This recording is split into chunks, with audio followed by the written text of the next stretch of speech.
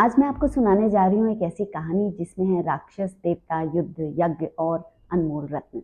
हाँ, वही रत्न जो हम गहनों में देखते हैं, हीरे, मोती, पन्ना, माणिक और नीलम। क्या आप जानते हैं इनका जन्म कैसे हुआ? नमस्कार, रेडियो सबरंग से मैं हूँ स्वाति चौहान। आज आपको ले चलती हूँ एक अनसुनी पौराणिक कथा की ओर। बाला और नवरत्न की कहानी जो हमें मिलती है देवी भागवत, विष्णु पुराण और भारतीय लोक कथाओं से। बहुत समय पहले एक महान ऋषि हुए थे, कश्यप मुनि। उन्होंने दो शक्तिशाली नारियों से विवाह किया, दिति और दनु। इनसे जन्मे दैत्य और दानव। ये कोई साधारण लोग नहीं थे, ये थे ऐसे योद्धा जो स्वर्ग को जीतने के लिए देवताओं से लड़ते थे। एक दिन एक राक्षस ने सबको चौंका दिया। उसका नाम था बाला, एक ऐसा असुर जिसे कोई हरा नहीं पा रहा था। उसने इंद्र देवता को भी पराजित कर दिया, स्वर्ग पर कब्जा कर लिया। देवता डरकर भाग गए। वे स्वर्ग के बाहर उदास और अपमानित खड़े थे और तभी वहां आ पहुंचा बाला। वैसे भले ही वो राक्षस था, पर उसका दिल उदार था।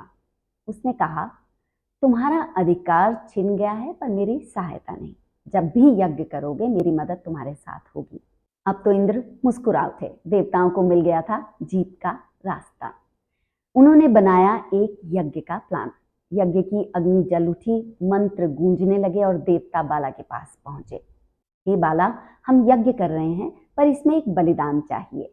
क्या आप स्वयं को समर्पित करोगे? अब सोचिए, अगर आपसे कोई कहे कि खुद को आग में चढ़ा दो, तो आप हाँ कहेंगे? बाला कुछ पल चुप रहा, फिर उसने हाथ जोड़े और बोला, मैं तैयार हूं। बाला की देह अग्नि में समा गई, उसकी हड्डियां जल गई, मांस गल गया और यज्ञ पूर्ण हुआ। देवता फिर से स्वर्ग के मालिक बन गए। वे खुश थे, नाच रहे थे। पर तभी किसी ने चिल्लाकर कहा, देखो, बाला का जला हुआ शरीर बदलने लगा। वो बन रहा था इंद्रधनुष जैसा। उसकी हड्डियां बनी हीरे, रक्त माणिक्य, पित्त पन्ना, आंखें बनी नीलम, त्वचा से पुखराज, नाखून से गोमेद, आंतों से मूंगा, वाणी लहसुनिया और दांत मोती। इनसे जन्मे नवरत्न, प्रकृति की सबसे कीमती खजाने। और फिर एक आकाशवाणी हुई, बाला का बलिदान अमर हो गया। उसका शरीर अब ब्रह्मांड के सबसे अनमोल तत्वों से भर गया। यानी सच्चा बलिदान, चाहे वो किसी से भी आए, देव या राक्षस, सृष्टि को सुंदर बना सकता है। और यही है बाला की कहानी। एक राक्षस का त्याग, जिससे पृथ्वी को मिले नवरत्न, अनमोल रत्न। उम्मीद है आपको ये कहानी पसंद आई होगी। इसे आप शेयर करिए अपने दोस्तों और परिवार वालों के साथ। साथ ही सब्सक्राइब करिए, फॉलो करिए रेडियो सबरंग का चैनल। फिलहाल स्वाति चौहान को दीजिए अनुमति। नमस्कार।